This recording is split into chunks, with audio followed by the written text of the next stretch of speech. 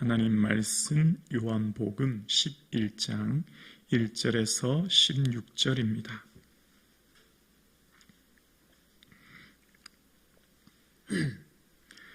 함께 하나님의 말씀을 고백드리겠습니다. 어떤 병자가 있으니 이는 마리아와 그 자매 마르다의 마을 베다니에 사는 나사로라. 이 마리아는 향유를 주께 붓고 머리털로 주의 발을 닦던 자요, 병든 나사로는 그의 오라비더라. 이에 그 누이들이 예수께 사람을 보내어 이르되 주여 보시옵소서, 사랑하시는 자가 병들었나이다 하니 예수께서 들으시고 이르시되 이 병은 죽을 병이 아니라 하나님의 영광을 위함이요 하나님의 아들이 이로 말미암아 영광을 받게 하려 함이라 하시더라. 예수께서 본래 마르다와 그 동생과 나사로를 사랑하시더니 나사로가 병들었다함을 들으시고 그 계시던 곳에 이틀을 더 유하시고 그 후에 제자들에게 이르시되 유대로 다시 가자 하시니 제자들이 말하되 라삐여 방금도 유대인들이 돌로 치려 하는데 또 그리로 가시려 하나이까? 예수께서 대답하시되 낮에 12시간이 아니냐? 사람이 낮에 다니면 이 세상의 빛을 보므로 실족하지 아니하고 밤에 다니면 빛이 그 사람 안에 없는 고로 실족하느니라. 이 말씀을 하신 후에 또 이르시되 우리 친구 나사로가 잠들었도다. 그러나 내가 깨우러 가노라. 제자들이 이르되 주여 잠들었으면 낫겠나이다 하더라. 예수는 그의 죽음을 가르쳐 말씀하신 것이나 그들은 잠들어 쉬는 것을 가르쳐 말씀하신 줄 생각하는지라. 이에 예수께서 밝히 이르시되 나사로가 죽었느니라. 내가 거기에 있지 아니한 것을 너희를 위하여 기뻐하노니 이는 너희로 믿게 하려 함이라. 그러나 그에게로 가자 하시니 디드모라고도 하는 도마가 다른 제자들에게 말하되 우리도 주와 함께 죽으러 가자 하시니라. 아멘. 예수님께서 베다니에 가셨을 때 삼남매 나사로, 마리아, 마르다를 만나십니다. 그런데 안타깝지만 예수님이 그 사랑하시는 나사로가 병들게 되고 그 병든 나사로를 인해서 그 누이들이 예수님께 말합니다. 예수님 사랑하는 자가 병들었습니다. 그렇게 이야기합니다. 아마 그렇게 얘기하면 속히 예수님께서 오셔서 그 병을 고쳐주실 것이라 생각했던 것 같아요. 그런데 예수님께서는 오히려 이 병은 죽을 병이 아니라 하나님의 영광을 위함이고 하나님의 아들이 이로 말미암아 영광을 받게 하려 함이야, 이렇게 말씀하신 본문이 오늘 전반부에 나타납니다. 그래서 오늘 성경 요한복음을 통해서 하나님의 영광이 무엇인가에 대해서 좀 더 깊게 묵상해 보려 합니다. 우리는 하나님의 영광을 생각할 때 이 세상에서의 영향력, 지위, 소유로 생각하는 경우가 많습니다. 물론 그것을 통해 예수님이 어떤 분이신지 세상에 보여주는 삶을 살게 되죠.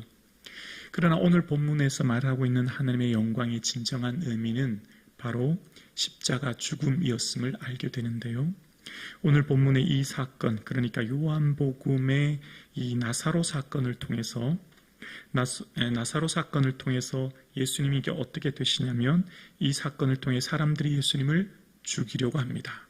이 사건을 통해 예수님께서 하시는 일들을, 예수님이 어떤 분인지를 깨닫지 못하고 예수님을 죽이려 하는 일이 일어나게 되지요. 결국 이 일을 통해서 예수님께서는 십자가 죽음에 이르는 길을 가게 되시는 것입니다. 그리고 이 영광이라는 단어를 예수님께서 어떻게 쓰셨는지를 보면 여러분 가진 성경책 한번 넘겨보실래요? 12장 16절을 보면 예수님께서 16절을 보면 이렇게 말씀하십니다. 제자들은 처음에 이 일을 깨닫지 못하였다가 예수께서 영광을 얻으신 후에야 이것이 예수께 대하여 기록된 것임과 사람들이 예수께 이같이 한 것임이 생각났더라. 여기 본문의 영광이라고 하는 것은 십자가 죽음이었고 그 후에 부활을 말하는 것입니다. 예수님이 십자가 죽으심과 부활 이후에 사람들이 비로소, 제자들이 비로소 예수님이 하신 모든 일들을 생각하게 되었다 이야기하고 12장 23절에 보면 12장 23절에 예수께서 대답하여 이르시되 인자가 영광을 얻을 때가 왔도다. 여기 영광이라고 하는 것이 바로 십자가를 이야기하는 겁니다. 바로 예수님께서 십자가를 지실 그때가 되었다, 그 말씀하시면서 하늘의 밀의 비유를 이야기하시죠. 하늘의 밀이 땅에 심겨져야 많은 열매를 맺는다 말씀하십니다. 그러니까 예수님께서는 그 영광이라는 단어를 표현을 속에서 끊임없이 그 십자가 고난을 말씀하고 계시는 겁니다.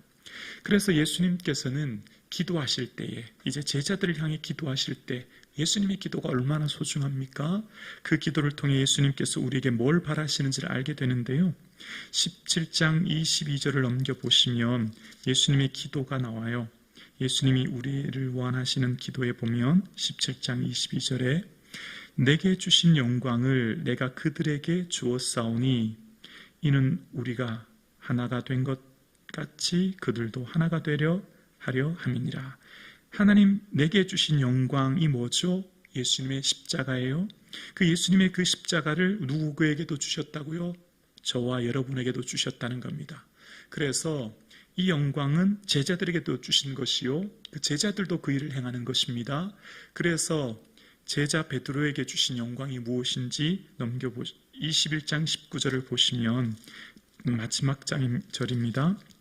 21장 19절에 보시면 이 말씀을 하심은, 이 말씀은 뭐냐면 젊어서는 내가 스스로 원하는 곳으로 다녔지만 늙어서는 남들이 내 팔을 벌리고 원하지 않은 곳으로 가게 될 거야. 바로 순교하게 될 것을 말씀하셨거든요. 이 말씀을 하심은 베드로가 어떠한 죽음으로 하나님께 영광 돌릴 것을 가르치심이로라. 베드로의 어떠한 죽음이요? 십자가를 거꾸로 지는 순교의 죽음이요. 그 순교의 죽음은 뭐였죠? 십자가 지는 고난의 길이었습니다. 자, 이제 한번 생각해 볼게요. 오늘 본문의 서론에 보면 예수님께서 나사로와 마리아와 마르다를 어떻게 하셨다고요? 사랑하셨어요. 생각해 보세요. 사랑하시면 건강해야 되잖아요. 그렇지 않아요? 사랑하시면 형통해야지요. 사랑하시면 자녀들도 잘 돼야지요. 자녀들 사랑하시면 내 모든 소원이 100% 이루어져야 되지요. 그리고 마리아는 어떤 여인이었다고요? 향유를 주께 붓고 머리털로 주의 발을 닦던 자입니다. 자신의 모든 것을 드렸어요. 헌신자지요. 모든 것을 드려 헌신했다면 그의 삶에 아무 문제 없고 기쁨이 넘치고 형통하고 늘 행복한 삶을 살아야 되지요. 여러분 어떻습니까? 우리의 삶에 주를 향해 최선을 다해 헌신하고 주님도 나 또한 사랑하신다면 이 세상 살아갈 때 모든 사람들이 부러워하는 인생 살아야 되지 않나요? 모든 사람 앞에서 아무런 문제 없는 정말 행복하고 즐거운 인생 삶만 살아야 되지 않나요? 그런데 본문에 보면 분명히 예수님의 사랑하시는 자, 주를 위해 헌신하신 자인데 뭐가 생겼죠?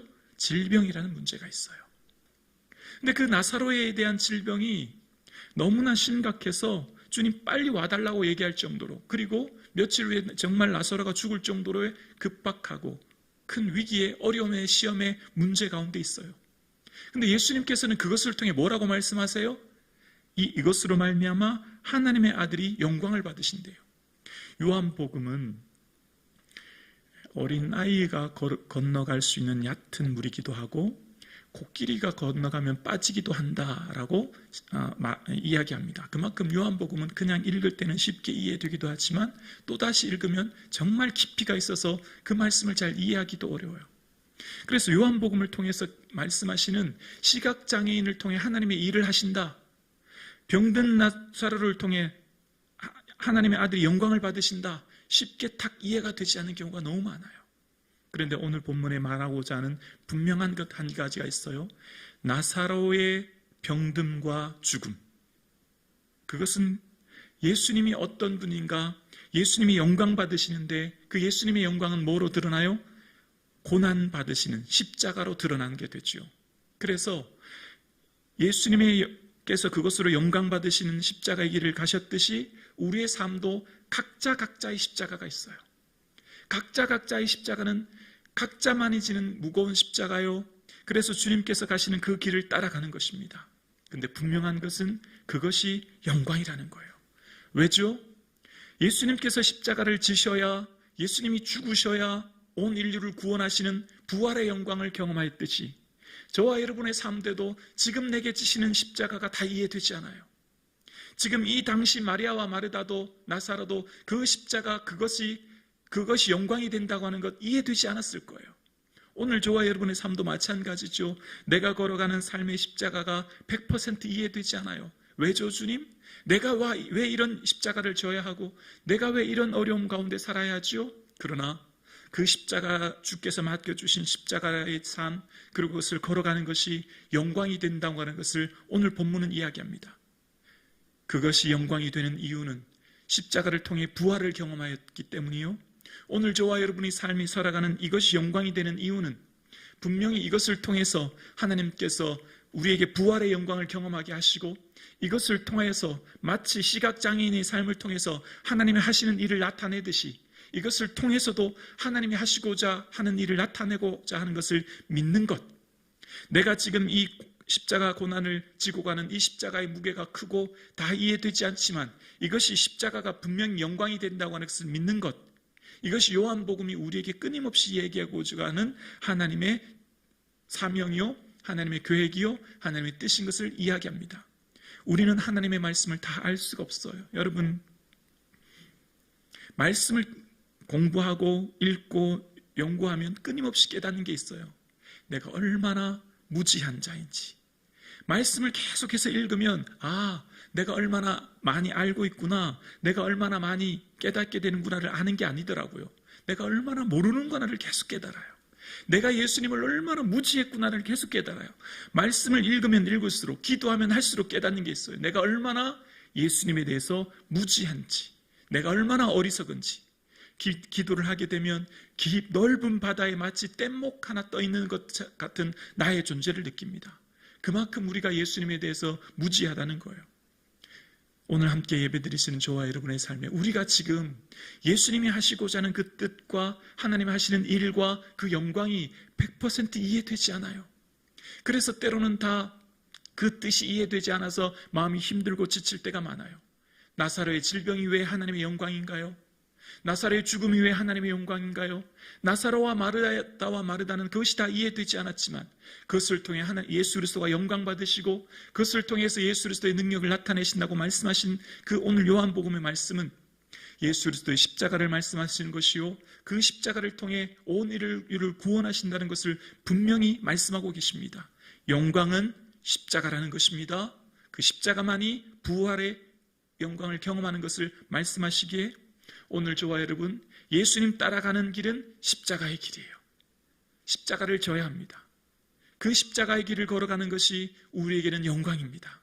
그 영광인 그 이유는 우리가 부활 이후에 그 뜻이 완벽하게 이해될 것이요, 지금은 어린 나이와 같이 깨닫고 알고 말하지만 그날에 섰을 때 비로소 얼굴과 얼굴을 대면하여 배울 때 그 영광이 100% 어떤 뜻인지 깨닫게 되고, 그때 하나님의 영광 속에 우리가 기뻐하며 감사하게 될 날을 바라보는 이 아침 되기를 주님의 이름으로 축원합니다.